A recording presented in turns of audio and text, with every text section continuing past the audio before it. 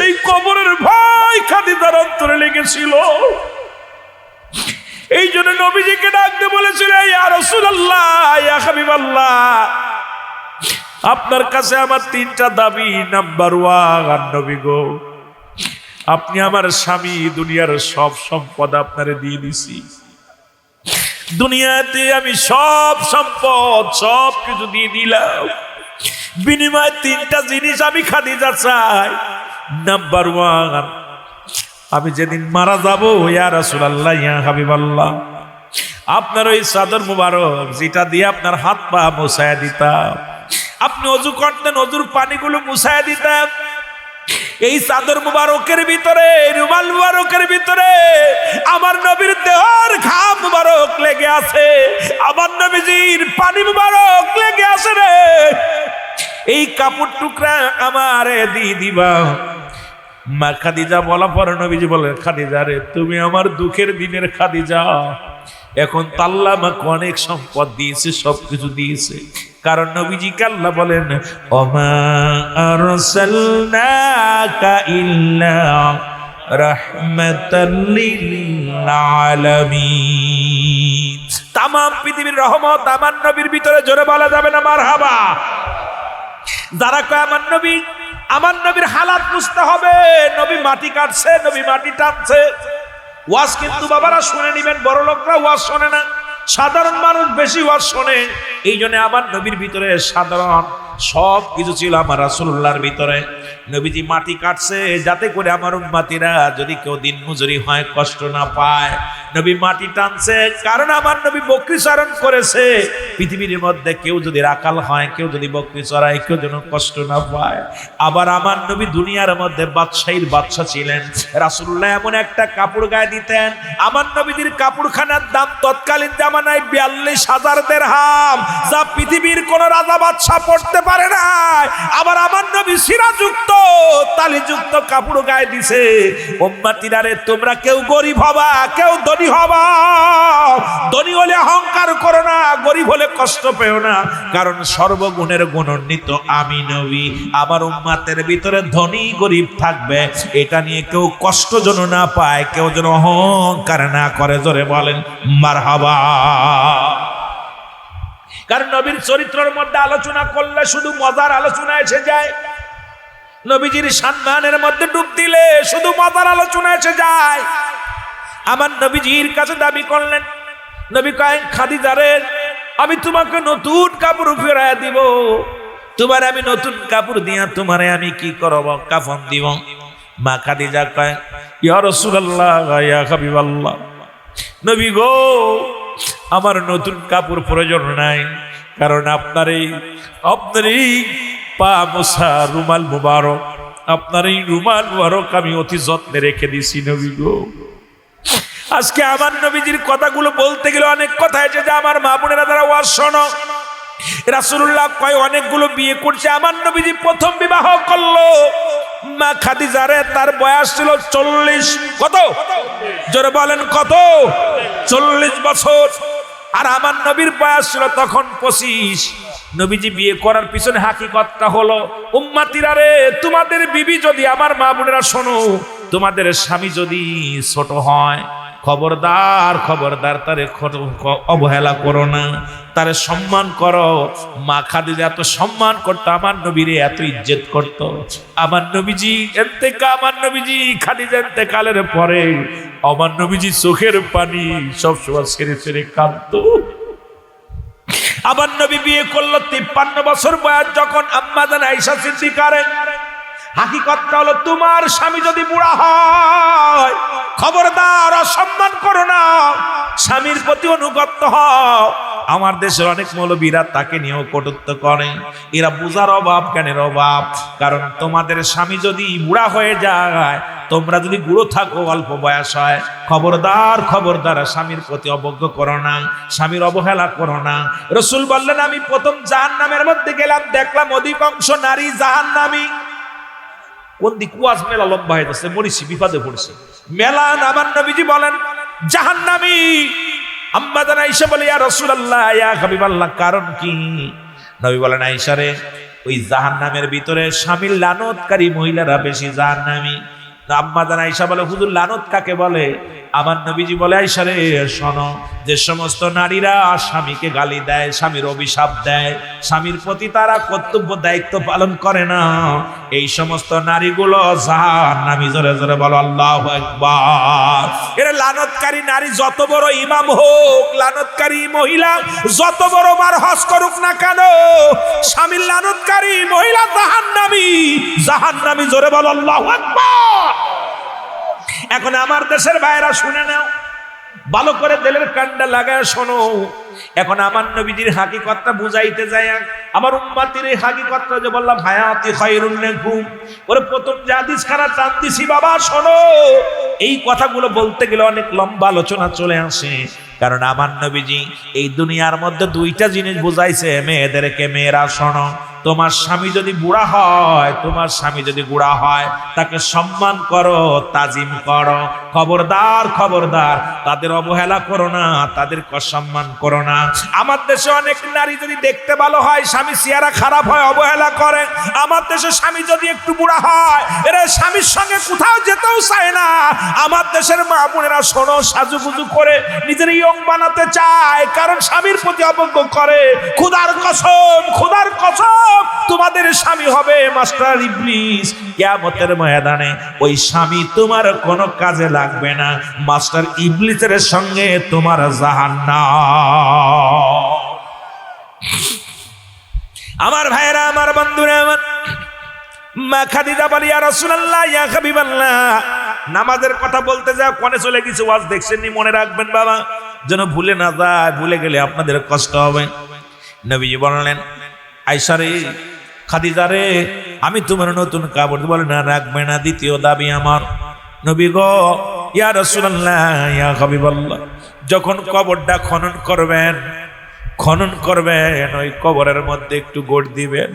কবরটার ভিতরে আপনার হাত মোবারক লাগাইবেন, পা মোবারক লাগাইবেন, কারণ ওই কবর বড় ভয়ঙ্কর। মানুষের দ্বিতীয় বিপদ হলো কবর। তিনটা বিপদ মানুষের, নাম্বার 1 হলো মরণ, নাম্বার 2 হলো কবর, নাম্বার 3 হলো কিয়ামতের ময়দান। আম্মা জান খাদিজাতুল কুবরা বলে, ইয়া রাসূলুল্লাহ, ইয়া হাবিবাল্লাহ, আমার দ্বিতীয় ঘাঁটি হলো কবর। ওই কবরে আমি কেমনে সওয়াল জবাব দিব? আল্লাহ নবী গো, একটু দয়া করে আমার কবরের ভিতরে গোট দিবেন, যাতে করে ওই মুনকার নেকির সওয়ালের জবাব আমি খাদিজার কাছে সহজ হয়ে যায়। জোরে বলেন মারহাবা। তৃতীয় নাম্বার দাবি, নবীগণ সবাই যখন চলে যাবে, আমার দাফন করে আপনি যাবেন না। আরে নবী গো, সবাই যখন আমার লাশখানা দাফন করে কবরে দিয়া সবাই যখন চলে যাবে, নবী গো দয়া করে আপনি যাবেন না, আপনি আমার কবরের পাশে দাঁড়ায়া থাকবেন। কারণ মুনকার নেকি আইব, প্রথম আইব কবরে মুসলমান নোমান ফেরেশতা আসিয়া আমার লেখাইব। নবী গো, ও নবী, নোমান ফেরেশতা প্রতিটা মানুষের কবরে আইব। আমরা মনে করি মানুষ মৃত্যুর পরেই বুঝি মুনকার নেকির আসে, না রে বাজার না। কারণ মরণে কবরে দেওয়ার পরেই একজন ফেরেশতা আসে, তার নাম হলো নোমান ফেরেশতা। এই নোমান ফেরেশতা যখন লেখা হয়ে যায় মন্দ বদামল নেকামল, এরপরে আসে কবরে মুনকার নেকির আসে। আপনার কেরামন কাতিবিন যা লিখে রাখছে, এইটা আপনার সব কবরে পৌঁছাই দেওয়া হয়। এইটা লিপিবদ্ধ হওয়ার পর মুনকার নেকির কবরে আসিয়া এটা যখন দেখে বান্দার তোমার জান্নাত জাহান্নাম গুলো একটা দরজা খুলে দেয়। ওই কিয়ামত পর্যন্ত কবর থেকে জান্নাত পর্যন্ত একটা ধর্মপথ থাকবে, রাস্তা থাকবে। ওই জান্নাত মুসলমান, কবর থেকে জাহান্নাম পর্যন্ত একটা রাস্তা থাকবে। কবরে কোনো রাত আর দিন নাই, কবরে মুসলমান শোনো, কবরে কোনো সকাল আর বিকেল নাই। কবর হলো মানুষের মৃত্যুর পর থেকে শুরু করে কিয়ামত পর্যন্ত জগৎটাকে বলা হয় কবরের জগৎ। আমার বন্ধুগণ, যে কথা বলতেছিলেন, নবীজি বসে আছে, সবাই চলে গেলে নবীজি হাত উঠায় কাঁদে। আমার দেশের মৌলবীরা কয় হাত উঠানো জায়েজ না। ও মৌলবী সাহেব, তোমাদের কিতাব, ফতোয়ার কিতাব শুনে নাও। মুফতি মুসলমান শফিক আহমেদের লেখা ফতোয়া দাও বোন। এ যুবক, দ্বিতীয় নম্বর খণ্ডের মধ্যে 33 নম্বর পৃষ্ঠার মধ্যে বয়ান করে 5 ওয়াক্ত নামাজ আদায়, যেটা আমাদের কিতাব নয়, কওমি অঙ্গনের কিতাব, কওমি জামাতের কিতাব। ফতোয়ায়ে দেওবন্দ লেখছে যিনি আল্লামা শফিক আহমেদ, ওর ফতোয়ার মধ্যে লেখলেন দ্বিতীয় খণ্ডের মধ্যে 33 নম্বর পৃষ্ঠার মধ্যে বয়ান করেন, মানুষ যখন মুসলমান শোনো 5 ওয়াক্ত নামাজ আদায় করে, জিয়ারত করে, নামাজ পড়ে সর্বআলাত আল্লাহর দরবারে দুটি হাত উঠায় দোয়া করা উত্তম মুস্তাহাব। জোরে জোরে চিল্লায় বলা যাবে না মারহাবা? একটা দলিল দাও, যাবে না, জীবনেও দোয়া করতাম না, কারণ শরীয়তের কিবলা হলো কাবা, মুনাজাতের কিবলা আরশে আজিম। মুসলমান শোনো, মুনাজাতের কিবলা হলো আরশে আজিম, দুজানের কিবলা রাহমাতুল লিল আলামিন। সুতরাং আজকে কিবলা না চিনার কারণে তোমরা দোয়া করতে চাও না, হাত উঠাইতে চাও না। নবীজি দুভাবে দোয়া করতেন, একটা হলো উল্টা আর একটা হলো সিধা। নবী যখন ইমার্জেন্সি কোনো দোয়ার প্রয়োজন হতো, রাসূলুল্লাহ উল্টো দিকে হাত উঠায় দিত, অতি ফস করে সঙ্গে সঙ্গে কবুল হয়ে যেত। আবার প্রয়োজন হলো কবুল হওয়ার দরকার, নবী দু হাত উঠায় দিতেন, এভাবে চিৎ করে উঠাইতেন, উঠানোর সঙ্গে সঙ্গে রব্বে কারীম কবুল করে নিতেন। কারণ দু জাহানের কিবলা রাহমাতুল লিল আলামিন উঠাইছে শরীয়তের কিবলা আল্লাহর কাছে। মুসলমান শোনো, আর মুনাজাতের কিবলা আরশে আজিমের দিকে তাকাইয়া জোরে জোরে বলো মারহাবা। আমার বন্ধুগণ, আমার শুনে নাও, আম্মা জানা খাদিজাতুল কুবরা অনেকক্ষণ নবীজি কবরের পাশে অপেক্ষা করেন। মারে, স্বামীরে কষ্ট দিও না, স্বামীরে কষ্ট দিও না। ও যুবক, এই জন্য বলতেছিলাম 5টা গুণের নারীর দরকার, মনে রাখবেন। সেটা যদি সময় পাই বলে যাব, যদি সময় হয়। আর এই গুণাগুণ না পাওয়ার কারণে আমাদের কপালে কষ্ট, কারণ আমরা এখন খালি ধলা চামড়া দেখে পাগল হয়ে গেছি। জোরে বলেন ঠিক কিনা? অনেকক্ষণ হয়ে গেল, রাসূলুল্লাহ কাঁদতেছে, ভিতর থেকে আওয়াজ আসে, আমার নবীর কাছে ইলহাম। নবীজির কাছে আসে ওহী, আর ওলিদের কাছে আসে ইলহাম। নবীর কাছে জিবরিল আমিন এসে বলে, ইয়া রাসূলুল্লাহ, ইয়া হাবিবাল্লাহ, আর কত সময় আপনি অপেক্ষা করবেন? আমার জিবরিল আমিন কয়, নবী গো, আপনি যতক্ষণ পর্যন্ত আপনি এই জায়গা থাকবেন, ওরে মন কান নাকি কবরে ঢুকবে না। নবী গো, রহমতের নবী যার পক্ষে চলে গেছে, নবী গো, এমন কোন সাধ্য নাই তার কবরে চল জব হবে। নবী গো, আপনি শোনেন, আপনার বিবি জান্নাতি। ভিতর থেকে আওয়াজ আসে, ইয়া রাসূলুল্লাহ, ইয়া হাবিবাল্লাহ, আপনি চোখের পানিগুলো মুছে ফেলেন। আমি খাদিজা, আমি আপনার কাছে দাবি করব, জীবনে যত আমল করেছি, আমার আমলগুলো আপনার উম্মতের জন্য আমি দান করে দিলাম। জোরে বলেন না মারহাবা। আপনি উম্মতের জন্য কাঁদেন, উম্মত আপনার তরানোর জন্য আপনি দুনিয়ায় কত কষ্ট করলেন। ইয়া রাসূলুল্লাহ, ইয়া হাবিবাল্লাহ, আমি খাদিজার জন্য আর চোখের পানি ফেলবেন না, কারণ আমারও আমলগুলো আপনার উম্মতের দিয়ে দিলেন। রাসূল কত ভালোবাসত উম্মতিরে। বাবারা আমার শোনো, যে কথা আমি বলতে গেছিলাম শুরু থেকে, বাবারা আমার খেয়াল করবেন। আমার বন্ধুগণ, আমার রাসূল পাক সাল্লাল্লাহু আলাইহি সাল্লাম এই নামাজ, ও মুসলমান শুনে নাও, শুনে নাও, মনে আসেনি? জামাতের কথা বলতেছিলাম, মনে আসেনি? জোরে বলেন, মনে আছে? এর মুসলমান, যে কথা বলতে যায়, আমি লম্বা দূরে চলে গিয়েছিলাম, আবার যদি সময় পায় যাব। আমার মুসলমান, জামাত আযান হয়ে গেল। আযানের পর হযরত আবু বকর সিদ্দিক রাদিয়াল্লাহু তাআলা নামাজের ইমামতি করলেন। জোরে জোরে বলেন মারহাবা। নামাজ আদায় করতেছে, রাসূলুল্লাহর হুঁশ ফিরে ফেলেন। নবীজি কায়সারে জামাত হইছে নি? ইয়া রাসূলুল্লাহ, ইয়া হাবিবাল্লাহ, এই মাত্র মুসল্লিরা জামাতে দাঁড়াইছে। সুবহানাল্লাহ বলেন না? আমার নবীজি বলে, আয়েশারে তাড়াতাড়ি আমার মাথাটা উঁচু করো। নবীজি মাথা উঁচু করলেন, নবীজির মাথা উঁচু করলেন আম্মা জান আয়েশা সিদ্দিকা। এবার আমার নবীজি বলে, আয়েশারে জানালার পাশের কাপড়টা সরায় দাও। জানালার পাশের কাপড়টা সরায় দিলেন। মারহাবা বলো না? আর একটু জোরে বলো মারহাবা। জানালার কাপড়টা সরায় দিলেন। রাসূলুল্লাহ দু চোখ দিয়া প্রাণ ভরে দেখতে লাগলেন সাহাবীরা নামাজ আদায় করে। আর হযরত আবু বকর সিদ্দিক রাদিয়াল্লাহু তাআলা উনি ওই ইমামতি করতেছে জামাতের। নবীজি ফেলফেলায় ছোট মানুষের মতো চোখের পানি ছেড়ে কাঁদতে লাগলেন। আম্মা জান আয়েশা কাঁদে আর চিন্তা করে, আল্লাহ আমার স্বামী বুঝি আজকে কষ্ট পাইছে, কারণ বেঁচে থাকতে আমার আব্বাজান ইমাম। একে হলো আমার আব্বাজান ইমামতি করে, দুই হলো না জানি স্বামী বিদায় হয়ে যাবে, এই চিন্তায় আব্বাজান আইসাও কান্দে, চোখের পানিগুলো মুছে বলে, ইয়া রাসূলুল্লাহ, ইয়া হাবিবাল্লাহ, নবী গো, ও নবী, আপনি কেন কাঁদছেন? ছোট মানুষের মতো আপনি কাঁদছেন। আম্মাজান আয়েশা বলে, ইয়া রাসূলুল্লাহ, ইয়া হাবিবাল্লাহ, আপনি ছোট মানুষের মতো এত কাঁদছেন কেন? আমার নবী বলে, আয়েশা রে, আমার জীবনটা বড় ধন্য, আমি বড় খুশি হয়েছি, এইটা আমার আনন্দের অশ্রু, এটা আমার কষ্টের কোনো কান্না না। এই পৃথিবীর মধ্যে আমি কষ্টের কান্না কান্দি না, যে নামাজের জন্য পৃথিবীর মধ্যে আমি কত কষ্ট করলাম।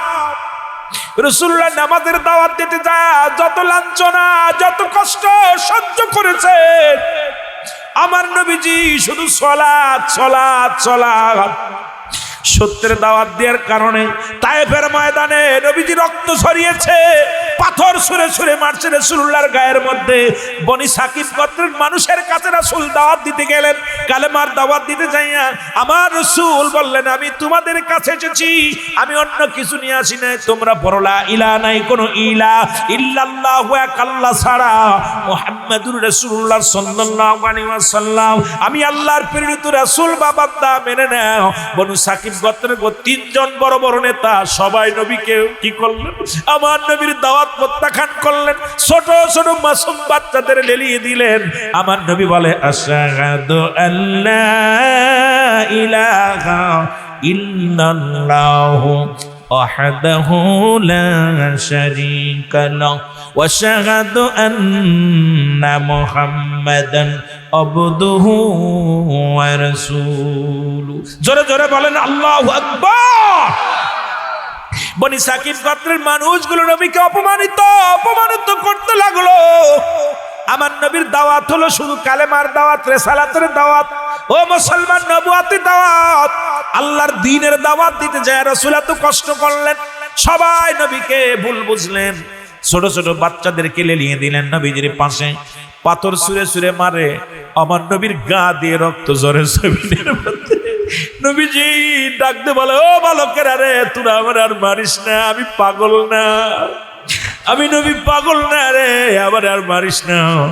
ছেলেরা বলে, তোমাকে মারলে বড় আনন্দ পায়, তোমারে মারলে আনন্দ পায়, শান্তি পায়। আমার নবী কয়, যদি শান্তি পায়, যদি আনন্দ পাস, আমি তোদের বারণ করবো না, তোরা ছোট পাথর মার, বড়গুলো মারিস না, আমার দেহের মধ্যে ক্ষত বিক্ষত হয়ে যায়, আমি সহ্য করতে পারি না।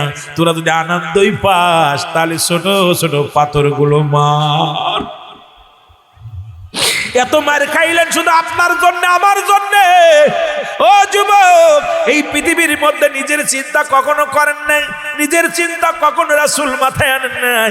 একটা মাত্র চিন্তা ছিল, আপনাদের কেমনে নাজাত দেওয়া যায়, আমার উম্মতিরা কেমনে নাজাত পাবে, আমার উম্মতিরা কেমনে ভালো চলবে, আমার উম্মতিরা কেমনে ভালোভাবে জীবন যাপন করবে, আমার উম্মতিরা কেমনে রব্বে কারীমের দরবারে দাঁড়ায়া দণ্ডায়মান যেন না হয়, আমার উম্মতিরা যেন আসামি না হয়, আমার উম্মতিরা যেন রব্বে কারীমের দরবারে বিচারের কাঠ করায় না দাঁড়া। নবী যত কষ্ট করলেন, সেই নবীজির ভালোবাসার দরকার আছে কিনা?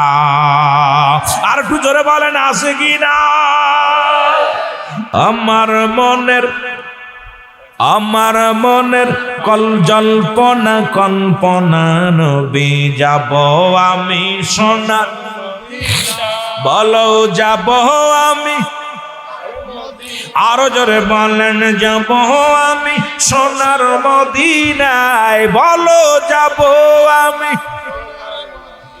আমার মনের জল্পনা কল্পনা, নবী যাব আমি সোনার মদিনায়, বলো যাব আমি। আরো জোরে বলেন, যাব আমি সোনার মদিনায়, বলো যাব আমি। আমার মনের জল্পনা কল্পনা, নবী যাব আমি। এই নবীজিকে ভালোবাসি মনটাই আমার অনেক খুশি নবীজিকে ভালোবাসি মনটাই আমার অনেক খুশি নবীজিকে ভালোবেসে তৃপ্তি মেটে না বলো নবীজিকে ভালোবেসে তৃপ্তি মেটে না না গো যাব আমি সোনা বলো যাব আমি সোনা এরে আমার মনের জল্পনা কল্পনা নবী যাব আমি সোনার মদিনায় বলো যাব আমি সোনার এর নবীর প্রেমে এত জাদু ডাকিলে মনে হয় মধু নবীর প্রেমে এত জাদু ডাকিলে মনে হয় মধু এই মধু কোথাও মেলে না বলো এই মধু না গো যাব আমি সোনা আরো জোরে বলেন যাব আমি সোনা এরে আমার মনের জল্পনা কল্পনা নবী যাব আমি এ দুনিয়ার মুসলমান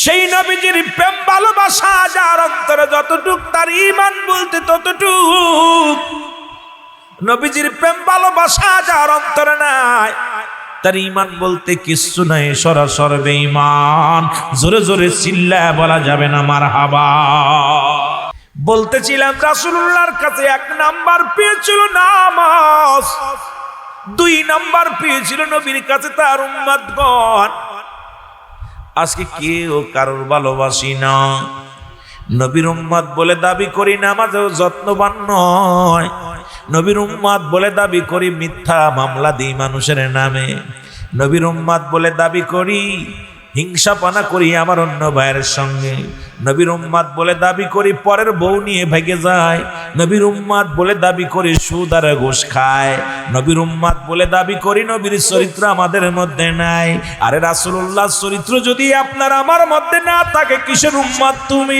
ও যুবক কারণ নবীজিকেই দুনিয়ার মধ্যে নবী বলে আল্লাহ বলে বায়নাত উত্তম ব্যবহার উত্তম আখলাক এই যে চরিত্র দিয়েছিল আমার রব্বুল আলামিন যে হাবিবের যার তুলনা হয় না সেই নবীর গুণে গুণান্বিত যদি না হতে পারো কেমন তুমি উম্মত নবীর কাছে 3 নাম্বার পেয়েছিল তার বিবিগণ এই পৃথিবীর মধ্যে নিজের বউডারে অনেক ভালোবাসতো আমার নবীজি এর মুসলমান ওয়া সারা জীবন শুনলাম এখনো পর্যন্ত নিজের বিবির হক আদায় করতে পারল না ও যুবক আজকে বাংলাদেশি দেখি একজনের বউ আর একজন হাত ধরে টানাটানি ওই কুমিল্লার জমিনেও আছে সারা বাংলাদেশে আছে বড় কষ্ট হয় রাসূলুল্লাহর কাছে 3 নাম্বার পেয়েছিল তার বিবিগণ তোমার বিবি কালো হোক তোমার বিবি সুন্দর হোক তুমি তোমার বিবির এই ভালোবাসা অন্য কারণ নয় নবীর কাছে 4 নাম্বার পেয়েছিল সুগন্ধি জিনিস মারহাবা বলেন রাসূলুল্লাহর কাছে 4 নাম্বার পেয়েছিল সুগন্ধি জিনিস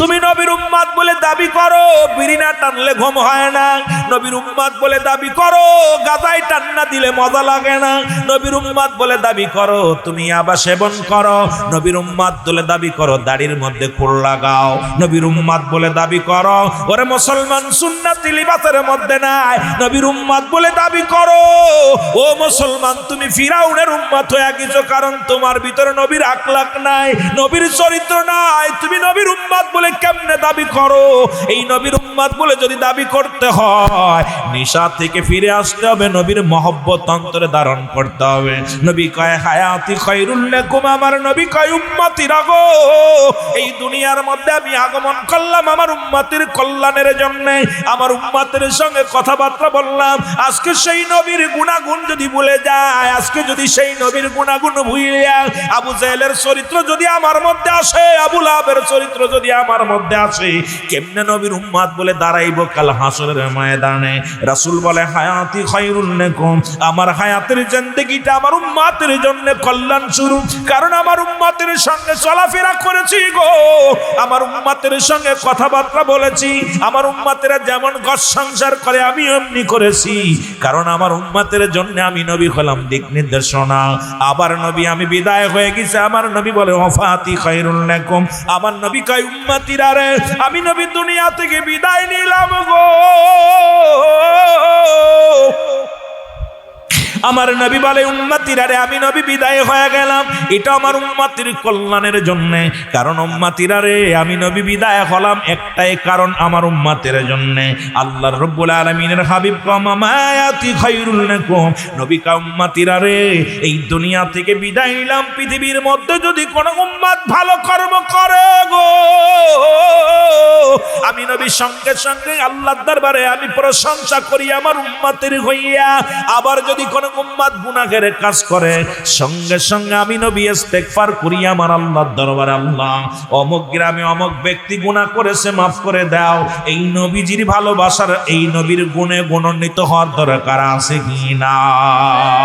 যে কথাগুলো বলতেছিলেন রাসূলুল্লাহ বলেন আমার উম্মতিরা রে আমি নবী কথা দিলাম যদি কোনো ব্যক্তি 5 ওয়াক্ত নামাজ 5 ওয়াক্ত সালাত সময় মতো ওয়াক্ত মতো আদায় করতে পারে আমি নবী তার হাত ধরে জান্নাতে নিয়ে যাব। এর নবীর আমার নবীর সাহাবীরা কেমন ছিল, নবীর সাহাবীর বিবিগণ কেমন ছিল? আজকে আপনারা মাহফিলে আসেন, পর্দার আড়ালে অনেক মা বোনেরা আছে, আবার অনেক আসতে পারে নাই, তাদের জন্য ওয়াজ নিয়ে যাওয়ার দরকার আছে কিনা? জোরে বলেন আছে কি? রাসূলের একজন প্রিয় সাহাবী, সব চাইতে গরিব সাহাবী, যেটা আপনাদের এই লাঙ্গলকোটের মধ্যে নাই, এমন মানুষ এই কুমিল্লার জমিনে নয়, এমন মানুষ এই জমিনের মধ্যে এত গরিব মনে হয় আমার নাই। রাসূলের সাহাবী মুসলমান শোনো, আমার নবীর প্রিয় সাহাবী, সব চাইতে গরিব সাহাবী মুসলমান শোনো, এই দুনিয়ার মধ্যে বাড়িতে গেলেন, বাড়িতে চলে গেলেন, বিবি ডাক দে বলে স্বামীরে আপনি কোথায় গেছিলেন? কয় রাসূলুল্লাহর কদমের মধ্যে ছিলাম। এরে আমার নবী কি ওয়াজ করছে আমারে বলো গো। ওই সাহাবীর নাম হলো আব্দুল্লাহ আনসারী, জোরে জোরে চিল্লায় বলো মারহাবা। সাহাবীর নাম কি? আব্দুল্লাহ আনসারী। কেমন বিবি আর কেমন স্বামী। স্বামীরে জিগায়, স্বামীরে আপনি এত বেল নবীজির কদমে ছিলেন, নবীজি কি ওয়াজ করছে একটু বলেন।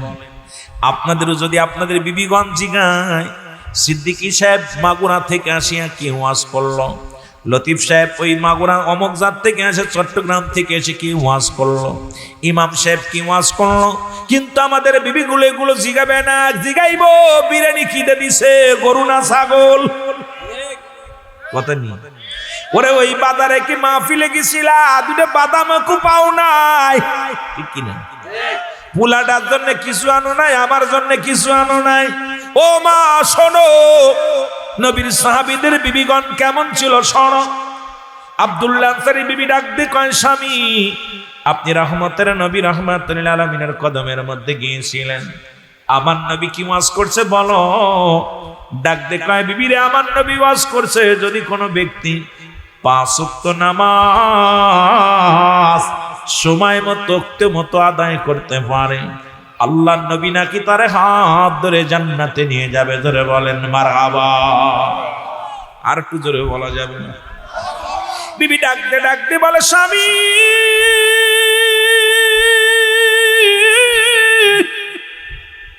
জীবনে কোনোদিন দামি একটা কাপড় চাই নাই, জীবনে ভালো খাবার চাই না রে স্বামী, জীবনে কোনোদিন আপনার কাছে কিচ্ছু দাবি করি নাই, ছোট্ট একটা দাবি করবো সেটা পুরা করবেন আপনি আমার স্বামী।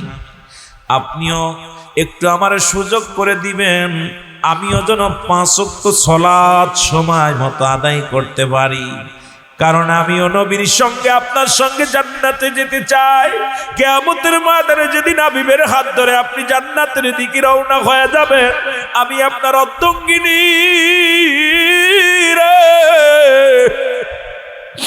আমাকে আপনি ফেলে যাবেন না, আমাকেও সঙ্গে নিয়ে যাবেন, আমিও যেন নবীজির সঙ্গে জান্নাতে যেতে পারি। জোরে বলেন মারহাবা। আমার যুবক বন্ধুরা, আমার নবীজি ইমাম, মুসল্লি হলো নবীর সাহাবীরা।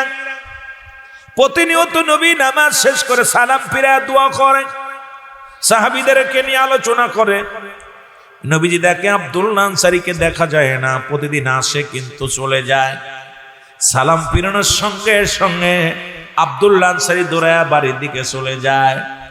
রাসূল ডাকতে বলেন, আমার সাহাবীরা রে, ও আমার সাহাবীরা তোমরা শোনো, আমার আব্দুল্লাহ আনসারী কি হয়েছে দেখি আসতে, কিন্তু আর দেখি না, সালাম ফিরাত তার আর দেখতে পাই না। সাহাবীরা বলে, হুজুর নিশ্চিত আনসারী দুনিয়ার কোন ঝামেলার মধ্যে পড়েছে, না হয় দুনিয়ার কোন প্রেমে পড়েছে, এই কারণে নবী গো সালাম ফিরা দৌড়ায় বাড়িতে চলে যায়। নবী বলে, খবরদার খবরদার, তোমার ভাইয়ের বিরুদ্ধে অভিযোগ করো না, আমি নবী নিজেই যাব আনসারীর বাড়ি। জোরে বলেন মারহাবা। রাসূলুল্লাহ নিজে চলে গেছে, সালাম দেয় যে আসসালামু আলাইকুম আলাল বাইত, আসসালামু আলাইকুম আলাল বাইত। তিনবার সালাম দিলেন নবীজি, সালামের জবাব পাইলেন না। কোন মুমিনের বাড়ি, কোন মুসলমানের বাড়ি প্রবেশ করতে হলে আগে সালাম, তারপরে কালাম। আগে সালাম দিবেন, যদি জবাব না পান ওই বাড়িতে ঢুকার এখতিয়ার নাই। আমার দেশে একটা বাড়ির মধ্যে এটা রেওয়াজ নাই। দেখা যায় ভিতরে যায় কয় ভাবি সাহেব, ভাই সাহেব কই? আরে মুসলমান শোনো, ওই দরজা থেকে সালাম লাগা দাও। আগে যখন এসেছি কুমিল্লার জমিনে, সাতপুরের জমিনে অনেক পর্দা দেখেছি। ছোট্টবেলা যখন এসেছি আজ থেকে 10-20 বছর আগে, তখন দেখেছি এলাকার একটা পরিবেশ, এখন পরিবর্তন হয়ে গেছে। পশ্চিম হাওয়া এসে আপনাদের ভিতরে ঢুকছে, এখন বেপর্দা নারী গুলো বাইর হয়ে গেছে। জোরে বলেন ঠিক কিনা? আমরা জানি নোয়াখালী, কুমিল্লা, এই আপনার এদিকের মানুষ খুব দিন ভক্ত, পর্দাশীলতা নারী। কারণ আমরা আমাদের এলাকার মানুষ বেশি নোয়াখালী জানি যে নোয়াখালীর জমিনে, কুমিল্লা নোয়াখালী ওদিকে মানুষ বেশি খোদাভীল এবং পর্দাশীল।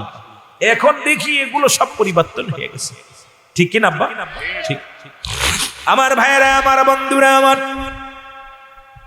রাসূলুল্লাহ ফিরে চলে গেছে গো। পিছন থেকে আনসারী সালামের জবাব দাও, আলাইকুম আসসালাম ইয়া রাসূলুল্লাহ, ওয়ালাইকুম আসসালাম ইয়া হাবিবাল্লাহ, ওয়ালাইকুম আসসালাম ইয়া রাহমাতাল লিল আলামিন। নবী ডাকতে বলে, আনসারী রে, তুমি কি 3 বার সালাম দিয়েছিলা? তুমি 3 বারই উত্তর দিলা, তার মানে বুঝতে বাকি নাই তুমি ঘরের মধ্যে ছিলা, আমার সালামের জবাব দাও নাই। বলে, ইয়া রাসূলুল্লাহ কেন জবাব দিই নাই? ইয়ার আমি বলতে পারবো না, যদি দয়া করে একটু যাইতেন আমার বাড়িতে তাহলে বলতাম। নবী কয় চলো। সুবহানাল্লাহ। রাসূল বলছে চলো। বাড়িতে গেছে, আনসারী দরজা খোলা দিছে। ও যুবক, রাসূলুল্লাহ তাকে গর্ত, ভিতরে বিশাল একটা গর্ত করা। নবীজি বললেন, আনসারী রে, তোমার ঘরের মধ্যে এত বড় গর্ত করা কেন? নবীজি বলা পর, ও যুবক, আনসারী কয়, ইয়া রাসূলুল্লাহ, ইয়া হাবিবাল্লাহ, যখন আপনি আমাকে সালাম দিয়েছিলেন তখন আমি এই গর্তের মধ্যে উলঙ্গ অবস্থায় বসেছিলাম, এই কারণে আমি সালামের জবাব দিতে পারি নাই। আল্লাহর নবী ডাক দিয়ে বলে, আনসারী,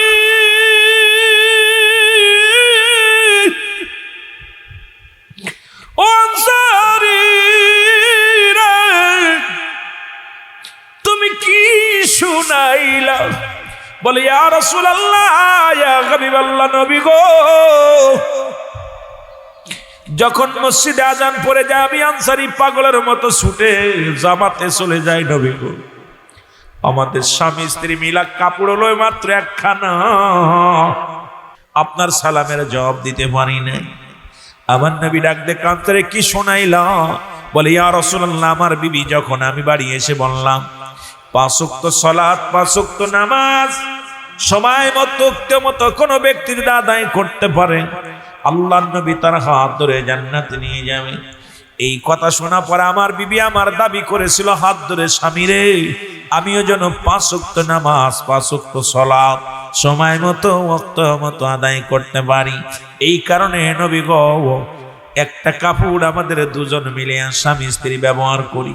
আমি এত গরিব মানুষ, নবী গো, দ্বিতীয় কাপড় কেনার আমার সম্বল নাই। ইয়া রাসূলুল্লাহ, ইয়া হাবিবাল্লাহ, নবী গো, আমার নবী কানসারী, আয় আয় আয়, আমি নবী কথা দিলাম রে, আমি নবী কথা দিলাম তোদের স্বামী স্ত্রী দুজনকে আমি নবী হাত ধরে জান্নাতে নিয়ে যাব। ধরে বলেন মারহাবা। এর আনসারী গরিব মানুষ এক টুকরা কাপড়। আপনাদের এলাকার মধ্যে এমন কোন গরিব নাই যে ভ্যান চালায়, যে রিক্সা চালায়, যে মানুষের বাড়ি বাড়ি চেয়ে খায়। খবর নিয়ে দেখবেন তারও 2-4টে কাপড় আছে। এরপরেও যদি নামাজ ছেড়ে দেয় রব্বি কারিমের কাছে কি জবাব দিবেন? নবীর সাহাবীরা যদি স্বামী স্ত্রী মিলে এক কাপড়ে নামাজ আদায় করতে পারে, আপনি আমি এত কাপড় থাকা পরে যদি নামাজ ছুটে যায়, আল্লাহর কসম রব্বে কারিম আমারে আপনারে ছাড়বে না, জাহান্নাম হবে ঠিকানা। জোরে বলেন ঠিক কিনা? আমার বন্ধুগণ, আমার গভীর মনোযোগ। এই দুনিয়ার বুকে যদি একটা কামলা নেন বা কাজের মানুষ নেন, এই মানুষটা যদি আপনার অনুগত্য না হয়, আপনার কর্মচারী যদি আপনার কাজ না করে, কথা না শোনে, বেতন দিবেন না, তাকে বাদ দিবেন, চাকরি থেকে তার রিটায়ার দিয়ে দিবেন, বাদ দিয়ে দেবেন। এমন কি যদি এমন আমার রব্বে কারিম এই দুনিয়ার মধ্যে আপনাকে বানাইলেন দুনিয়ার মধ্যে গোলাম, এই গোলামের দায়িত্ব কি সেই গোলামি যদি না করতে পারি, খোদার কসম করে বলি রব্বে কারিম আপনার সঙ্গে কোনো সম্পর্ক রাখবে না। জোরে বলেন ঠিক কিনা? এই জন্য যাতে রব্বে কারিমের সাথে যাতে সম্পর্ক ভালো হয়, এই জন্য রব্বে কারিমের সাথে যাতে সম্পর্ক ভালো হয়, এই জন্য আমার রব্বে কারিমের হুকুম সেখানে আছে, সেখানে আমার নবীর হুকুম তালিম করতে হবে। কারণ যেখানে আমার আল্লাহ রাব্বুল আলামিন, সেখানে আমার নবী রাহমাতুল লিল আলামিন, যেখানে ফরজ সেখানেই সুন্নাত। কারণ আল্লাহর হুকুম মানবি, নবীর ভালোবাসার প্রেমিক হবি। আল্লাহর গোলাম হয়ে গেলি, নবীর প্রেমিক হয়ে গেলে এইবার ওদার বান্দার ভয় নাই।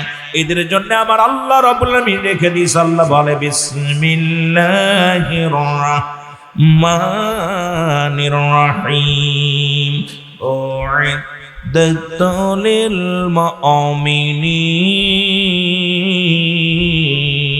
আল্লাহ বলে মুমিন মুত্তাকিনদের জন্য আমি আল্লাহ একটা নয়, দুটি নয়, আমি রব্বে কারিম প্রস্তুতি করে রাখলাম 7-8টা জান্নাত। জোরে বলেন মারহাবা। আর একটু জোরে বলো আল্লাহু আকবার। একটা নয়, দুটি নয়, 8টা জান্নাত রেখে দিয়েছে আমার আল্লাহ। কিন্তু মুনাফিকরা মানবে না। এই জন্য আল্লাহ কমিনান নাস, মানুষের মধ্যে মাকুলু, তারা বলবে আমার না, তারা ঈমান আনছে বিল্লাহি, আল্লাহর প্রতি, অবিলা বিনা কিরাতের প্রতি বিশ্বাস স্থাপন করছে। ওমা হুম বিমা মিনিন।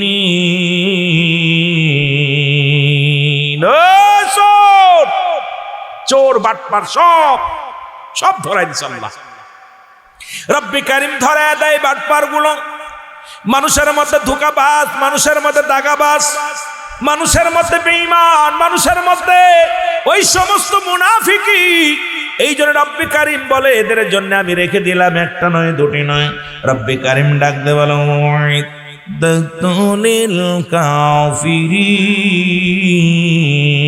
কাফের বেঈমান মুনাফিকদের জন্য, এই সমস্ত মানুষদের জন্য আমি আল্লাহ প্রস্তুতি করে রাখলাম 7-7টা জাহান্নাম। কিরা কিরা যাবেন একটু হাত তুলে দেখান। গভীর মনোযোগ। যে কথাগুলো বলি লক্ষ্য করে শোনেন। এই নামাজের প্রতি এত গুরুত্ব ছিল আমার নবীজি, জামাতের প্রতি গুরুত্ব ছিল আমার নবীজি। কেমন ছিল? রাসূলুল্লাহ একবার অসুস্থ হয়ে গেলেন, নবীজি অসুস্থ হয়ে গেলেন। আম্মা জান আয়েশা সিদ্দিকাকে ডাক দিয়ে বলেন, আয়েশা রে, আজকে আসরের জামাতের নামাজটা তোমার আব্বা জানকে পড়াতে বলবা। আমার নবীজি বললেন, খুব গভীর মনোযোগ দিয়া শুনবেন, যেহেতু আপনাদের মানুষের এই কুমিল্লার মানুষের নামাজের ওয়াজ প্রয়োজন ছিল না, তবু বলা লাগে। কারণ আরো যদি 90% মানুষ যদি নামাজি হয়ে যায়, আল্লাহমুখী হয়ে যায়, রাসূল প্রেমিক হয়ে যায়, তাহলে মাহফিলটা ধন্য হবে। কারণ আজকের মাহফিল মাদ্রাসার উদ্যোগে, এতিম ছাত্রদের উদ্যোগে। মুসলমান শোনো, এতিমখানার উদ্দেশ্যে আল্লাহর ঘর হলো মসজিদ, নবীর ঘর হলো মাদ্রাসা। সেই মাদ্রাসার উদ্যোগে আজকের এই জালসা মাহফিলখানা, এতিমখানা। নবী নিজেও এতিম ছিলেন, সেই এতিমদের নিয়ে আজকে এতিমখানার মাহফিলখানা। আমি আপনাদেরকে নিয়ে কথাগুলো এই জন্য বলতেছি বাবারা আমার। রাহমাতুল লিল আলামিন বললেন, আম্মা জান আয়েশাকে ডাকতে বলে, আয়েশা রে, ও আয়েশা শোনো। কারণ আমার নবীজি অসুস্থ হয়ে যায়, বারবার দিকে আয়েশা রে, জামাত হইছে নি, আজান হইছে নি, আজান হইছে নি। আম্মা জান বলে, না আজান হয় নাই।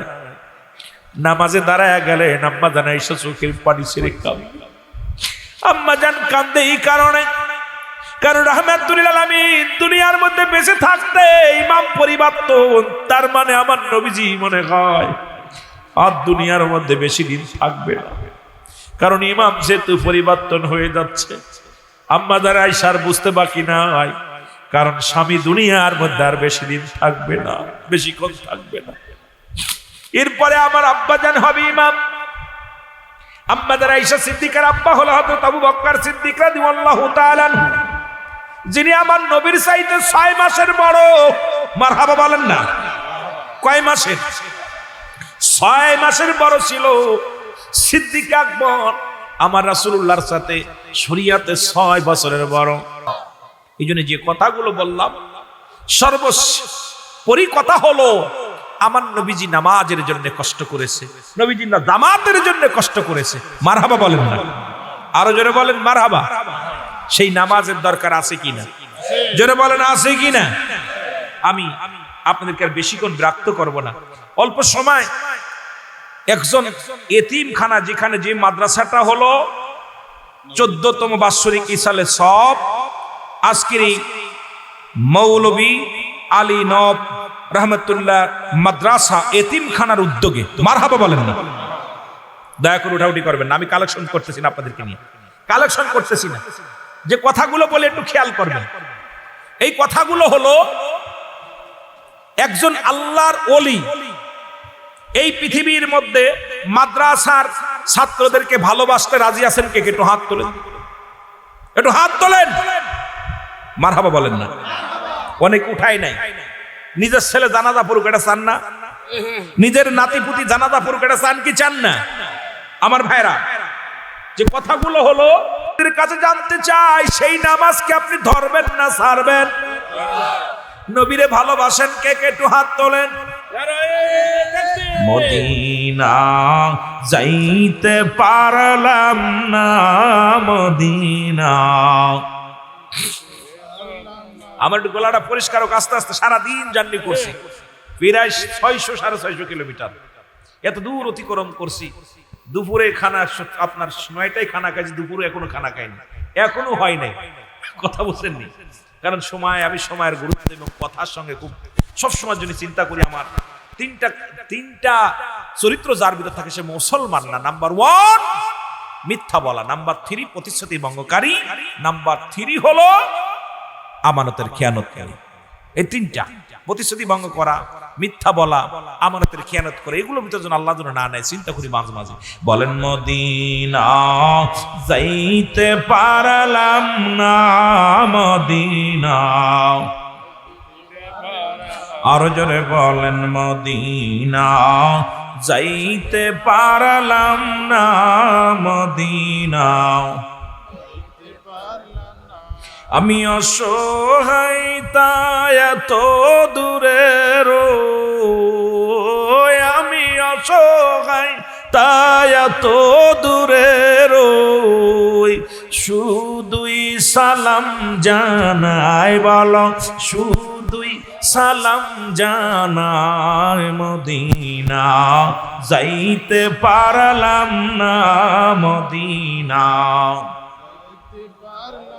আরো জোরে বলেন মদিনা যাইতে পারলাম না, মদিনা। মদিনার নাম কত মধু,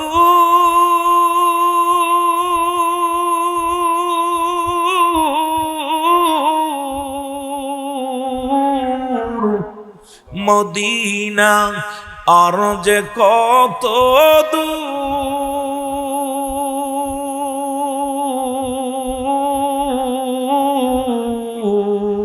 আর ওই মদিনার পথের ধুলি, ওই মদিনার পথের ধুলি মাখতে পারলাম না মদিনা, যাইতে পারলাম না মদিনা। মহব্বতে আফসোস করে বলেন মদিনা, যাইতে পারলাম না মদিনা। মদিনার নাম কত সুন্দর,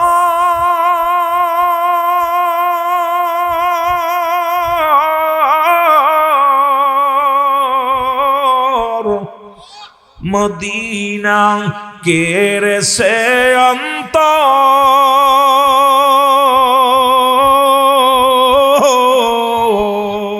ওই মদিনার পথের ধুলি, ওই মদিনার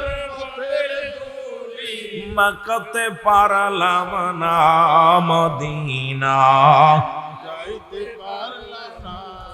মদিনা দেখতে পারলাম না মদিনা, যাইতে পারলাম না মদিনা।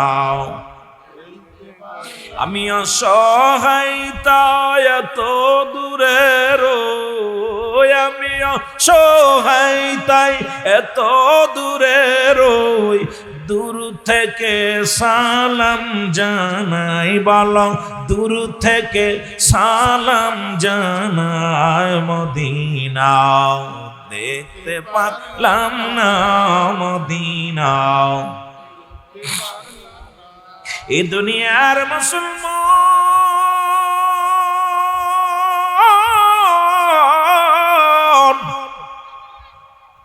মদিনা যাইতে পারলাম না মদিনা, দেখতে পারলাম না মদিনা। ভাই ভাষা বোঝা যায় না? কষ্ট হচ্ছে? এক দেশের গালি এক দেশের বলি, আস্তে আস্তে। মদিনা যাইতে পারলাম না মদিনা, ভিতরে ঢুকাই দেন ভাইদের, ভিতরে ঢুকাই দেন। মদিনা যাইতে পারলাম না মদিনা,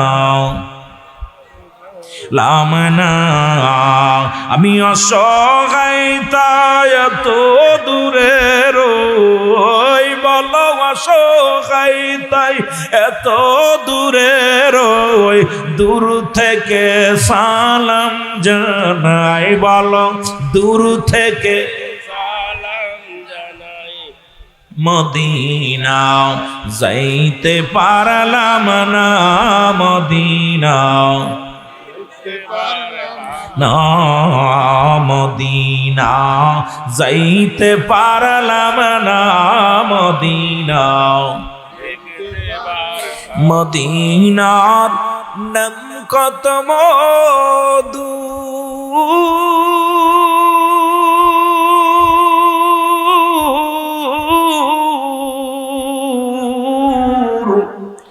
মদিনা আর যে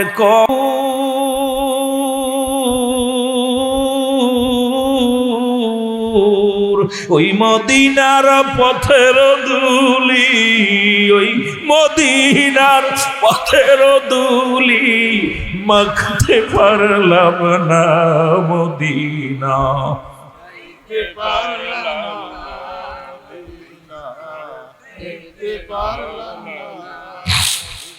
আরে মদিনায় যিনি গেছে জীবনটা তার ধন্য হয়ে গেছে। রাসূলুল্লাহ রওজা যে কত মজা, নবীজি মক্কা মদিনা যে কত সুন্দর। একবার কোনো ব্যক্তি গেলে ছেলের মেয়ের মায়া ভুলে যাওয়া যায়, সব কিছু পরিবাহার করা যায়। সেই মদিনা আর মাটি লাগলে গায়ে গুনাহ ঝরে যায়। রাসূলুল্লাহর রওজা মুবারকে মক্কা মদিনার মাটি গায়ে লাগলে গুনাহ ঝরে যায়। মারহাবা বলেন। এ দুনিয়ার মুসলমান গভীর মনোযোগ, দিলের কান্না লাগা শোনো গো। জোরে জোরে চিল্লায় বলা যাবে না, ঠিক কিনা? মহব্বতের সঙ্গে দুরূদ শরীফ পড়েন আল্লাহুম্মা। জোরে জোরে। ওয়ালা আলি সাইয়্যিদিনা, আরো জোরে বলেন আল্লাহুম্মা সাল্লি আলা মাওলানা মুহাম্মাদ ওয়ালা সাইয়্যিদিনা। এ মুসলমান, যে কথাগুলো বলি, তাহলে নবীকে যদি ভালোবাসেন, নবীর গুণে গুণান্বিত হওয়ার দরকার আছে কিনা? আরো জোরে বলেন, আছে কিনা? এখন ছোট্ট একটা উদাহরণ দিলে আপনি বুঝতে পারবেন। উদাহরণটা মাগুরা গ্রাম, মাগুরা জেলা নিবাসী, আর আপনাদের এই এলাকা নগরীপাড়া, নগরীপাড়া আলী নওয়াব সাহেবের বাড়ি। অমুক গ্রামের মেয়ে অমুক গ্রামের ছেলের সঙ্গে এত টাকা দেলমোর, এত টাকা ওসিল বাদে বিবাহ বন্ধনে হয়। সাক্ষী রেখে বলা হয় তুমি কবুল আসো কিনা? কয় কবুল। যেন বলেন কি কয়? কবুল করছে। এখন ধরেন আপনাদের সভাপতি সাহেবই বিয়ে করছে, সারাদিন সভাপতি সাহেবের খেদমত করছে বিবি। খেদমত করার পর সন্ধ্যা লাগলে যদি উনার বিবি কয় তুমি ঘুমাও, আমি তোমার বাইরের ঘরে যে ঘুমাই, মেনে নেবে? জোরে বলেন, মেনে নিবে? কি হবে? খালি শুধুমাত্র কোন পাগলও তার বিবির অন্যের ঘরে শুতে দেবে না। জোরে বলেন ঠিক কিনা? এরপরে যদি একটু টুরটি হয়, বিবিকে গালিগালাজ করি, রাগারাগি করি, তরকারি চিনি লবণ দিলে রাগারাগি হয়, লবণ কম হইলে রাগারাগি হয়। জোরে বলেন ঠিক কিনা? জোরে বলেন, হয় কি হয় না? আপনাদের হয় না? বিবি যদি কথা না শোনে, এরপরে বিবির মাঝে মাঝে পিটানো দেয়। জোরে বলেন ঠিক কিনা? পিটানি দেন না? গালিগালাজ তো আছেই, রাগটাক তো করেনি। তা আমার আল্লাহ রব্বুল আলামিন যখন আপনাকে আমাকে সৃষ্টি করলেন, তা রব্বুল আলামিন ডাক দিলেন, প্রথম সমস্ত মাখলুকাতকে একত্রিত বললেন, আলাস্তু বিরাব্বিকুম, আমি কি তোমাদের রব কিনা? জোরে বলো আল্লাহু আকবার। একটু জোরে বলেন না, আমি কি তোমাদের রব কিনা? সমস্ত রূহের জগৎ স্বীকার করলাম, কালু বালা, স্বীকার করলাম আপনি আমাদের রব।